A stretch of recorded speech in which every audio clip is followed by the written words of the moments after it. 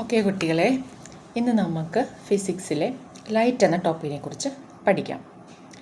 നമുക്ക് ഒരു ഒബ്ജക്റ്റിനെ നമ്മൾ കാണുന്നത് ആ ഒബ്ജക്റ്റിൽ വീഴുന്ന ലൈറ്റ് നമ്മുടെ കണ്ണിലേക്ക് എത്തുമ്പോഴാണ് നമ്മളൊരു ഒബ്ജക്റ്റിനെ നമ്മൾ ഐഡൻറ്റിഫൈ ചെയ്യുന്നത്.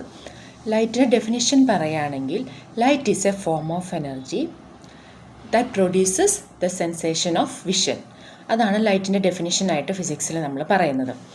നമുക്ക് സോഴ്സസ് ഓഫ് ലൈറ്റ് നമുക്കറിയാം. നേച്ചറിലാണെങ്കിൽ സൺ ഉണ്ട്, സ്റ്റാർസ് ഉണ്ട്, ഫയർഫ്ലൈസ് ഉണ്ട്. ഇതൊക്കെ സോഴ്സസ് ഓഫ് ലൈറ്റാണ്. രണ്ട് ടൈപ്പായിട്ട് തിരിക്കാം. ഒന്ന് സ്വന്തമായിട്ട് ലൈറ്റ് പ്രൊഡ്യൂസ് ചെയ്യുന്ന ഇതുകൾ, അത് അല്ലാതെ അത് റിഫ്ലക്റ്റ് ചെയ്യുന്നത്. ഇപ്പം മൂണൊക്കെ ആണെങ്കിൽ സണ്ണിൻ്റെ ലൈറ്റ് റിഫ്ലക്റ്റ് ചെയ്യുന്നതെന്ന് പറയും. അത് നോൺ ലൂമിനസിൽ പെടുന്നതാണ്. അത് സ്വന്തമായിട്ട് ലൈറ്റൊന്നും പ്രൊഡ്യൂസ് ചെയ്യുന്നില്ല. സണ്ണും സ്റ്റാറും ഫയർഫ്ലൈസും ഒക്കെയാണ് ലൂമിനസ് സോഴ്സസ് ഓഫ് ലൈറ്റിന് എക്സാമ്പിളായിട്ട് നമ്മൾ പറയുന്നത്. ഈ ചാപ്റ്ററിൽ 8ാം ക്ലാസ്സിലെ CBSEയിലെ ഈ ചാപ്റ്ററിൽ നമ്മൾ മെയിനായിട്ട് പഠിക്കുന്നത് റിഫ്ലക്ഷനെ കുറിച്ചാണ്. ലൈറ്റിന് പല പ്രോപ്പർട്ടീസ് ഉണ്ട്. റിഫ്ലക്ഷൻ ഉണ്ട്, റിഫ്രാക്ഷൻ ഉണ്ട്, അങ്ങനെ പല പ്രോപ്പർട്ടീസ് ഉണ്ട്. അതിനെക്കുറിച്ച് റിഫ്രാക്ഷനൊക്കെ നമ്മൾ നെക്സ്റ്റ് ഇയർ ആയിരിക്കും പഠിക്കുന്നത്. ഇപ്പം നമ്മളതിൻ്റെ റിഫ്ലക്ഷൻ്റെ ബേസിക് കാര്യങ്ങൾ ആണ് നമ്മൾ ഈ ചാപ്റ്ററിൽ നോക്കുന്നത്. നമ്മൾ ലൈറ്റ് ട്രാവൽ ചെയ്യുന്നത് ജനറലി ഒരു സ്ട്രെയിറ്റ് ലൈനിലാണെന്നാണ് പറയുക. ഇപ്പോൾ അതിനൊരു എക്സാമ്പിൾ നമുക്ക് നോക്കാൻ ഒരു എക്സ്പെരിമെൻറ്റ് ചെയ്യുകയാണെങ്കിൽ ഒരു കാർഡ്ബോർഡ് ഷീറ്റ് ഒരു 3 എടുക്കാം. എന്നിട്ട് അതിൻ്റെ സെൻറ്ററിൽ 3 ഹോൾ ഇടാം. എന്നിട്ട് അതിൻ്റെ അപ്പുറത്തെ സൈഡിൽ ഒരു ക്യാൻഡിൽ വെച്ചിട്ട് നമ്മൾ ക്യാൻഡിൽ കാണണമെങ്കിൽ, ഓപ്പോസിറ്റ് സൈഡിൽ നിന്ന് ക്യാൻഡിൽ കാണണമെങ്കിൽ ഈ ഹോളുകൾ 3 അലൈൻമെൻറ്റ് സെയിം ഡയറക്ഷനിലായിരിക്കണം. അല്ലെങ്കിൽ നമുക്ക് ലൈറ്റ് ക്യാൻഡിൽ കത്തിക്കുമ്പോൾ അത് കാണാൻ പറ്റില്ല. ഇപ്പുറത്തെ സൈഡിൽ നിന്ന് ഒരു മിഡിലുള്ളൊരു കാർഡ്ബോർഡ് ഷീറ്റ് കുറച്ചൊന്ന് ടിൽറ്റ് ചെയ്ത് വെച്ച് കഴിഞ്ഞാൽ നമുക്ക് വിസിബിൾ ആയിരിക്കില്ല. ക്യാൻഡിൽ വിസിബിൾ ആയിരിക്കില്ല. അപ്പോൾ അതാണ് നമ്മൾ light generally travels through A straight ലൈനിന് എക്സാമ്പിളായിട്ട് പറയുന്നത്. ഇനി ഇതിൻ്റെ മെയിൻ പ്രോപ്പർട്ടി ആയിട്ട് ഈ ചാപ്റ്ററിൽ നമ്മൾ നോക്കുന്ന റിഫ്ലക്ഷൻ ഓഫ് ലൈറ്റ് നോക്കാം. റിഫ്ലക്ഷൻ ഓഫ് ലൈറ്റ് എന്ന് പറയുന്നത് ബൗൺസിങ് ബാക്ക് ഓഫ് ലൈറ്റാണ്. ലൈറ്റ് റിഫ്ലക്ഷനിൽ നമ്മൾ കുറച്ച് ടേംസ് അറിഞ്ഞിരിക്കണം. Angle of incident ray, reflected ray, normal, അങ്ങനെ കുറച്ച് 3-4 ടേംസ് ഇതിനകത്ത് പഠിക്കുന്നുണ്ട്. എൻ്റെ ബാക്കിലുള്ള ഈ ഡയഗ്രാം നിങ്ങൾ ശ്രദ്ധിക്കാം. ഇൻസിഡൻറ്റ് റേ എന്ന് പറയുന്നത് സോഴ്സിൽ നിന്നും ആ റിഫ്ലക്റ്റിംഗ് സർഫേസിലേക്ക് വന്ന് പതിക്കുന്ന ലൈറ്റ്, അതാണ് ഇൻസിഡൻറ്റ് റേ. ഇതാണ് റിഫ്ലക്റ്റിംഗ് സർഫേസ്. അത് എന്ത് വേണേലും ആകാം. അത് വുഡ് ആവാം, ഗ്ലാസ് ആവാം, ഈവൻ നമ്മുടെ ഇതിലുള്ള ഏത് സർഫേസും ആകാം. എർത്തിൽ ഗ്രൗണ്ട് ആവാം, എന്ത് വേണേലും ആകാം. അതിൽ നിന്നും റിഫ്ലക്റ്റ് ചെയ്യുന്ന സർഫേസിൽ വന്ന് പതിക്കുന്ന പോയിന്റിനെയാണ് പറയുക ആംഗിൾ ഓഫ് ഇൻസിഡൻസ് എന്ന്. അവിടെ നിന്ന് തെറിച്ച് റിഫ്ലക്റ്റ് ചെയ്ത് പോകുന്ന ആ ലൈറ്റിനെ പറയുന്ന പേരാണ് റിഫ്ലക്റ്റഡ് റേ.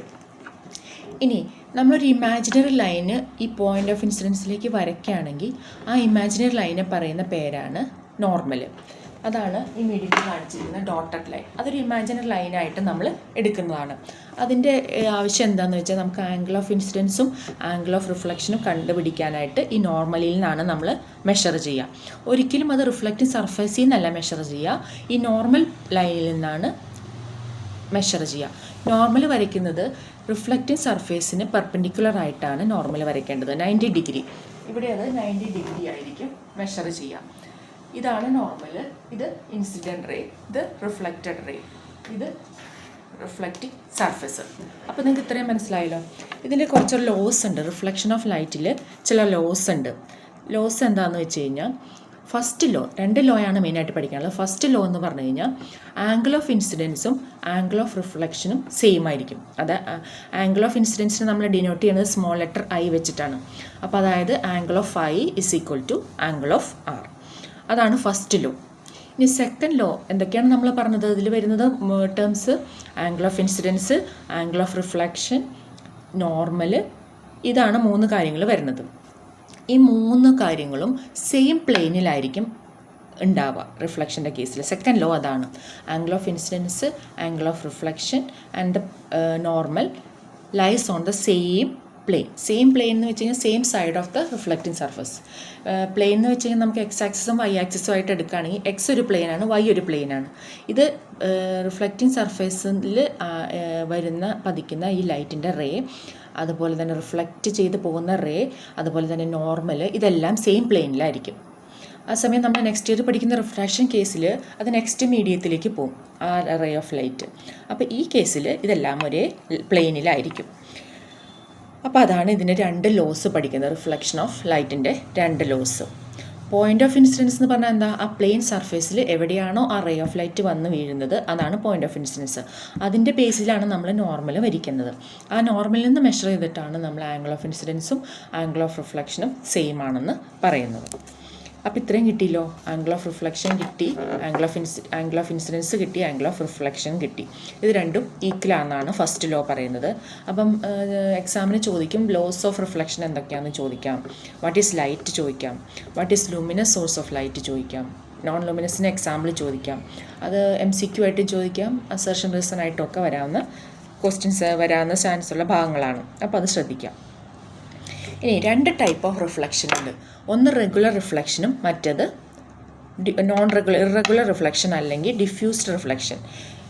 റെഗുലർ റിഫ്ലക്ഷൻ വരുന്നത് പോളിഷ്ഡ് സർഫേസ്, ഈ റിഫ്ലക്റ്റിംഗ് സർഫേസ് പോളിഷ്ഡ് ആയിട്ട് വരുന്ന സർഫേസിൽ റേ വന്ന് പതിക്കുമ്പോൾ വരുന്നതാണ് റെഗുലർ റിഫ്ലക്ഷൻ. അതൊരിക്കലും ഡിസ്ട്രാക്റ്റഡ് ആയിട്ട് പോവില്ല, അല്ലെങ്കിൽ അത് ഡിഫറെൻ്റ് ആയിട്ട് പോവില്ല റിഫ്ലക്റ്റ് റേ. അതേസമയം നോൺ പോളിഷ്ഡ് സർഫേസിൽ വന്ന് വീഴുന്ന റേസ് പല ദിശയിലേക്ക് ഡയറക്ഷനിലേക്ക് അത് റിഫ്ലക്റ്റ് ചെയ്ത് പോകും. അത് വുഡിൽ പതിക്കുന്നത്, അല്ലെങ്കിൽ റഫ് സർഫേസിൽ പതിക്കുന്നത്, ഗ്രൗണ്ടിൽ പതിക്കുന്നത്, അതിൽ അങ്ങനെയൊക്കെ വരുന്ന റേസ് ഡിഫറെൻറ്റ് ഡയറക്ഷനിൽ റിഫ്ലക്റ്റ് ചെയ്ത് പോകും. അതിനെയാണ് നമ്മൾ പറയുന്നത് ഡിഫ്യൂസ്ഡ് റിഫ്ലക്ഷൻ അല്ലെങ്കിൽ റെഗുലർ റിഫ്ലക്ഷൻ എന്ന്. ഇനി നമ്മളിതിനകത്ത് ഈ കേസിൽ നമ്മൾ കാണുന്ന ഒരു പ്ലെയിൻ മിററിൻ്റെ കേസ് കണ്ടീഷൻ നമ്മൾ പഠിക്കണം. പ്ലെയിൻ മിറർ എന്ന് പറഞ്ഞാൽ നമ്മൾ സാധാരണ മുഖം നോക്കാൻ ഉപയോഗിക്കുന്ന മിറർ തന്നെ. പ്ലെയിൻ മിററിൽ ഒബ്ജക്റ്റ് ഫോം ചെയ്യുന്നതിന് ചില സ്പെഷ്യാലിറ്റീസ് ഉണ്ട്. പ്ലെയിൻ മിററിൽ ഒബ്ജക്റ്റ് ഒബ്ജക്റ്റ് എന്ന് പറഞ്ഞാൽ എന്താണെന്ന് മനസ്സിലായല്ലോ. നമ്മൾ മിററിൻ്റെ ഫ്രണ്ടിലിരിക്കുന്ന ഏതൊരു വസ്തുവിനെയാണ് ഒബ്ജക്റ്റ് എന്ന് പറയുന്നത്. അതിൻ്റെ ഇമേജ് ഫോം ചെയ്യുന്നത് അതിൻ്റെ ഓപ്പോസിറ്റ് സൈഡിലായിട്ടാണ് നമ്മൾ പറയാം. നമ്മൾ പ്ലെയിൻ മിററിൽ ഇമേജ് ഫോം ചെയ്യുന്നത് വിർച്വലാന്ന് പറയും, ഇറക്റ്റാന്ന് പറയും, സെയിം സൈസാന്ന് പറയും.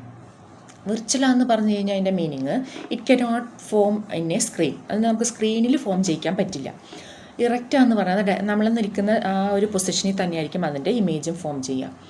ഇറക്റ്റ് അടുത്ത പോയിൻ്റാണ് സെയിം സൈസ് ആസ് ദ ഒബ്ജക്റ്റിൻ്റെ സെയിം സൈസിലായിരിക്കും ഇമേജിൻ്റെ ഇത് വരുന്നത്. ഇനി അതുപോലെ തന്നെ ഈ ഒബ്ജക്റ്റും മിററും തമ്മിലുള്ള ഡിസ്റ്റൻസ് തന്നെയായിരിക്കും ഇമേജ് ഫോം ചെയ്യുന്ന സൈഡിലേക്കുള്ള ഡിസ്റ്റൻസും. അത് മിററിൻ്റെ കേസിലാണ് പറയുന്നത് കേട്ടോ.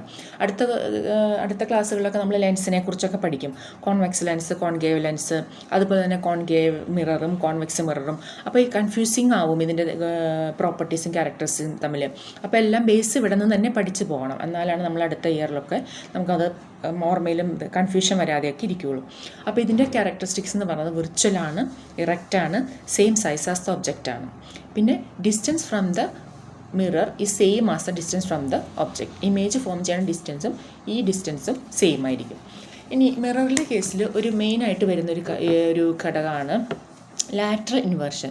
ലാറ്ററൽ ഇൻവേർഷൻ എന്ന് പറഞ്ഞു കഴിഞ്ഞാൽ നമ്മൾ മിററിൽ നോക്കുമ്പോൾ നമ്മൾ ലെഫ്റ്റ് ഹാൻഡ് ഉയർത്തിയാൽ മിററിലെ സൈഡ് എന്ന് പറഞ്ഞാൽ റൈറ്റ് സൈഡായിരിക്കും കൈ ഉയർത്തുന്നതായിട്ട് നമുക്ക് ഫീൽ ചെയ്യുന്നത്.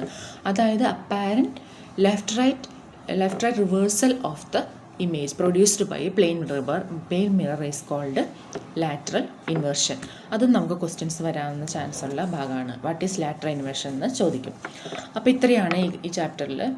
ഇനി നമുക്ക് മൾട്ടിപ്പിൾ റിഫ്ലക്ഷൻ്റെ കാര്യം പറയാം. മൾട്ടിപ്പിൾ റിഫ്ലക്ഷൻ എന്ന് പറഞ്ഞു കഴിഞ്ഞാൽ ഒന്നിൽ കൂടുതൽ തവണ റിഫ്ലക്റ്റ് ചെയ്ത് പോകുന്നത്. അതിൻ്റെ ആപ്ലിക്കേഷൻ വരുന്നത് നമുക്ക് പല ഇപ്പം പെരിസ്കോപ്പ്, കാലിഡോസ്കോപ്പ് അങ്ങനെ പറയുന്ന ചില ഇൻസ്ട്രുമെൻറ്റ്സ് ഒക്കെ ഉണ്ട്. പിന്നെ അതുപോലെ തന്നെ ഒപ്റ്റിക്കൽ ഇൻസ്ട്രുമെൻറ്റ്സ് നമ്മൾ മെഡിക്കൽ ഫീൽഡിലൊക്കെ യൂസ് ചെയ്യുന്ന ചില ഇൻസ്ട്രുമെൻറ്റ്സിലൊക്കെ ഇതിൻ്റെ ആപ്ലിക്കേഷൻ വരും.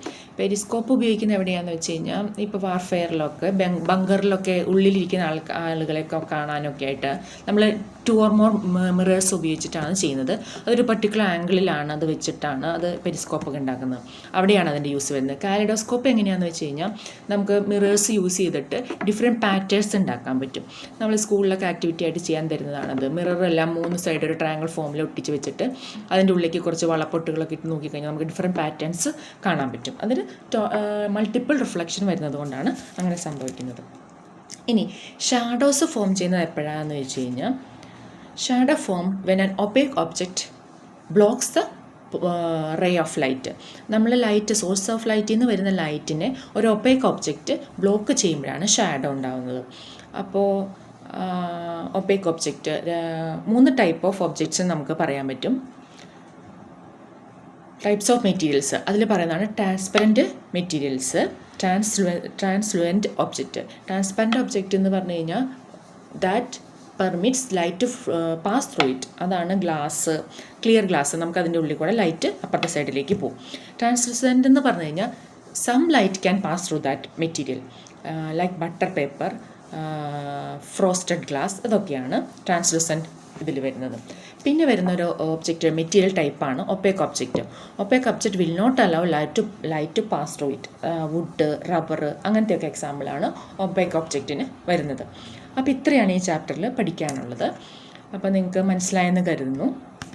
അപ്പോൾ ഇതൊന്ന് ചാപ്റ്റർ വായിച്ച് മനസ്സിലാക്കുക. അതിനകത്ത് കുറച്ച് എക്സ്പെരിമെൻറ്റ്സ് ഒക്കെ പറയുന്നുണ്ട്. അത് ചെയ്ത് വീട്ടിൽ ചെയ്യാൻ പറ്റുന്നത് അവിടെ ചെയ്ത് നോക്കുക. ബാക്കി എല്ലാവർക്കും ക്ലിയർ ആണെന്ന് വിചാരിക്കുന്നു. ഓക്കെ, ഇന്നത്തെ ക്ലാസ് തീർന്നു. അടുത്ത ടോപ്പിക്കായിട്ട് നമുക്ക് അടുത്ത ദിവസം കാണാം. താങ്ക്